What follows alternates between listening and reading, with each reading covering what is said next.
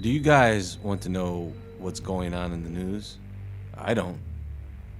I spent all of last year attending to news that has had no benefit to my life whatsoever. It was worthless, all of it. The mainstream news I'm talking about here. Me personally, I don't need the news. I'm just the type of person who is investigating world events anyway. Many others don't even make it past the headline or news clips.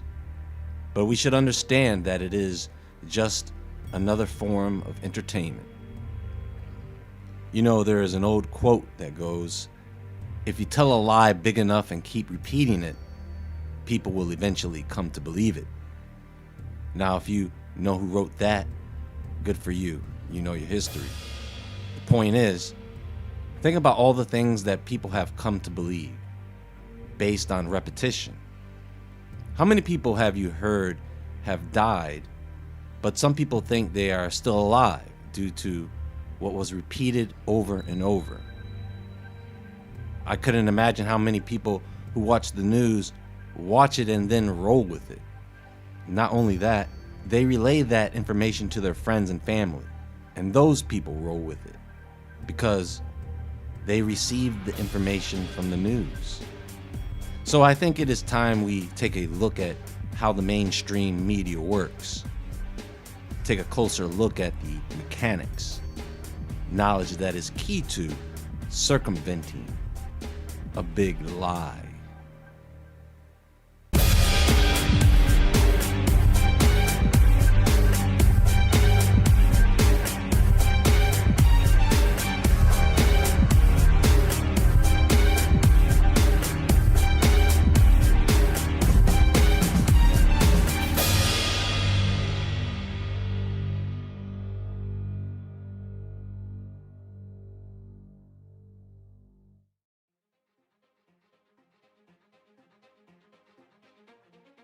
Do you guys remember the history about shows being first broadcasted over the radio? Remember the story about the War of the Worlds radio broadcast? It was done purely for entertainment, yet many people thought that someone was reporting real news. Let me tell the story because I want to make sure we have a better understanding of that event. Before we get into the broadcast, let me set the scene for you. In the early 1900s, you have Guglielmo Marconi demonstrate the use of shortwave radio for long-distance transmission. While there are already a few thousand independent radio broadcasters out there, an engineer by the name of Frank Conrad starts broadcasting music in Pittsburgh. This boosted the sales for crystal radio sets. Under the Westinghouse Company, Conrad would create KDKA and would start broadcasting prize fights and baseball games. Other stations like Detroit News would soon follow. Now, the Radio Corporation of America, RCA, was formed out of Marconi's American company. GE, AT&T, Westinghouse, and a few other companies partnered up to create this monopoly over radio. After some time, RCA formed the National Broadcasting Company, NBC. This was 1926. By 1927, there were 737 radio stations governed by NBC. That year, a rival network was established, the Columbia Broadcasting System, CBS. Fast forward to 1938. Everybody's listening to radio, particularly NBC and CBS. Television doesn't start to take off until the early to mid 1940s. So first, no one has any way to see what's happening. The popular shows are on radio, and at this time, NBC is the preferred network. So people are tuned in already. The late 30s was an improving time period for Americans, but it was the beginning of a very bad time for those under the reign of Hitler. Now remember, he didn't come into power a bad guy. In fact, that year, Time magazine made him Man of the Year. Isn't that interesting? Maybe one of their attempts to portray him as someone that many people fancy, those who supported him, that is. There was quite a bit going on at that time, as many people here were busy trying to work. The Great Depression was just ending. You have Nazis overseas, you have Americans returning to work, but you also have Americans who happen to be black that are having an even more difficult time returning to work because they were the first to lose their jobs and the last ones to get them back. The government had to step in and help create jobs so that more people could go back to work and get off of government assistance. So you have to understand, folks, at that time, people were on edge and tensions were high. Not only that, the year before, there was the Hindenburg Zeppelin crash. The one that went up in flames over New Jersey, only 38 miles from where the Martians landed in War of the Worlds. So here's what happened. CBS had this radio series every week, Mercury Theater on Air. And this particular week was on the night before Halloween. So they had a special show for everyone. So Orson Welles gets on the radio, and by the way, if this happened today, you would probably see him arrested for inciting the behavior of the public.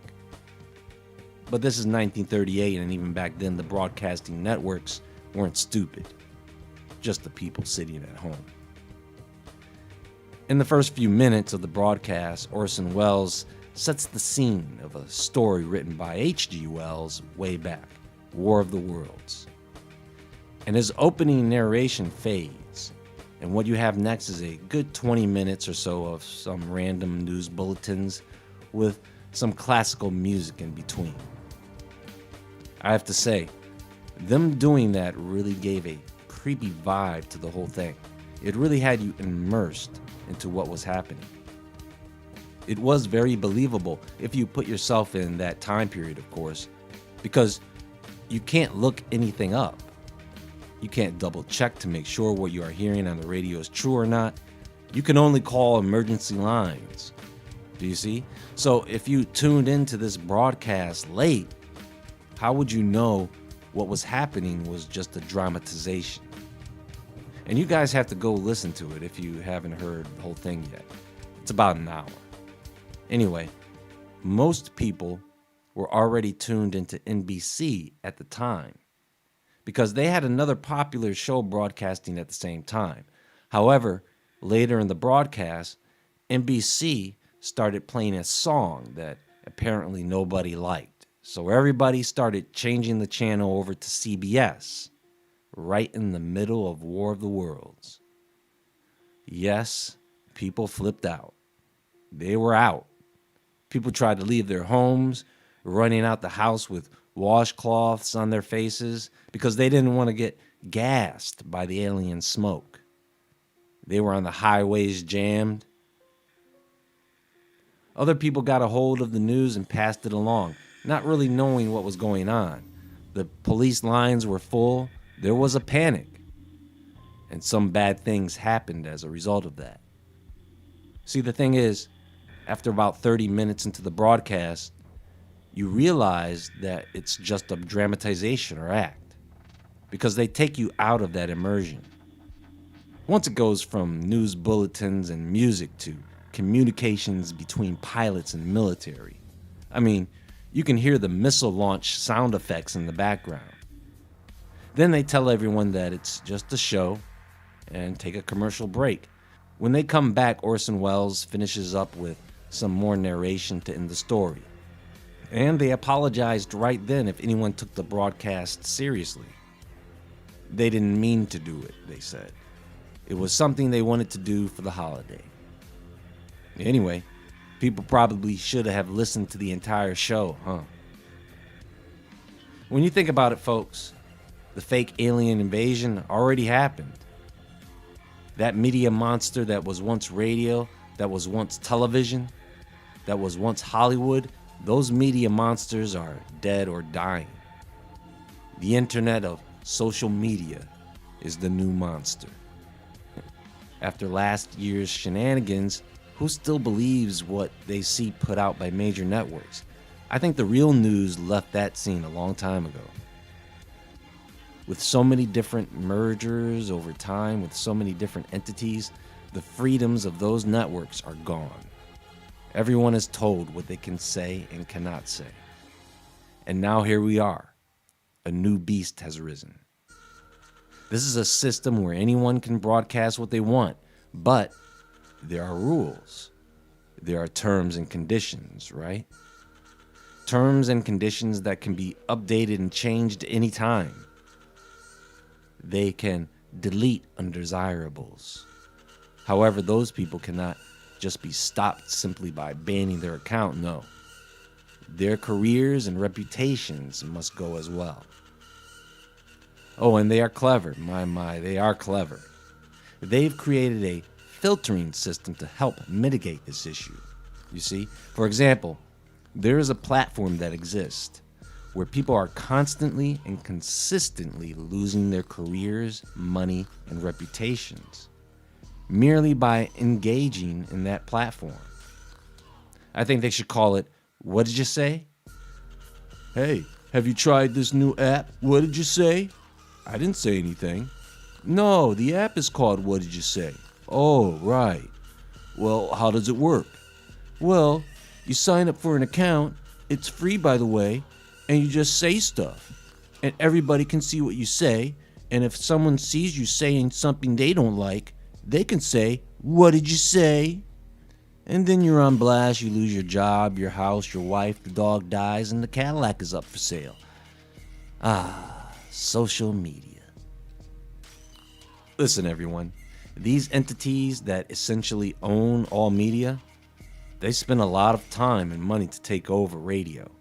And when they saw people moving to television, those same entities spent a lot of time and money to take over television. When they saw people move to cable and then the internet, they did everything all over again. Same networks, same companies, same entities. Just like today. They see everyone moving over to social media, independent platforms and networks. It can't be over for them, do you understand? They must have that too. And so they are spending time and money to make that happen. This is what you see happening right before your eyes. The internet is already governed by them to a certain degree. Who do you think owns most of the equipment? Soon they will be guarding all the doors and holding all the keys. So where does that leave us? Hackers across the world are increasing their activity as voices continue to move from platform to platform in order to relay messages with minimum filtration and opposition. I think maybe the cyberpunk age is ahead of us. And your in-depth knowledge of programs and networking and the internet will be crucial in protecting yourself, your data, and your voice. Orson Welles probably knew what he was doing to an extent, which is why he needed to place a disclaimer in the broadcast. Are we that stupid? Apparently we are. Many believing everything that is put in front of them by the opposition. So when people are watching or reading the news, what they are engaging in is a product. It is entertainment. They essentially take the news and turn it into a product, which is fine, but where they get the news comes from a higher tier, the news wires. Listen to this. This comes from a Simon editor. You may have heard of the Associated Press, Scripps Howard, or Reuters, but what are those organizations really? They are examples of a news wire or news organization. The term newswire came into being in the days of the telegraph, when suddenly newspapers across the country could communicate news to each other at heretofore unknown speeds. It refers to the telegraph wires and is still a part of the newspaper lingo today. Of editors and journalists who cover stories for that particular company. Unlike a newspaper, a newswire organization does not have its own product. There is not an Associated Press newspaper, for example. However, Almost every newspaper all over the world is a member of the Associated Press. The AP, like Reuters and other wire services, supplies stories, photographs, and graphics in newspapers. One great benefit of organizations like the AP is that they have reporters who cover events that local reporters cannot. Most newspapers could not afford to send a reporter overseas to cover a war or economic summit, but the AP has employees all over who do just that. For most newspapers, the news wire is the official source. Nothing is official until the AP or other news wire picks up the story. Folks, whether the news tells us the truth or lies to us, that is all dependent upon our engagement.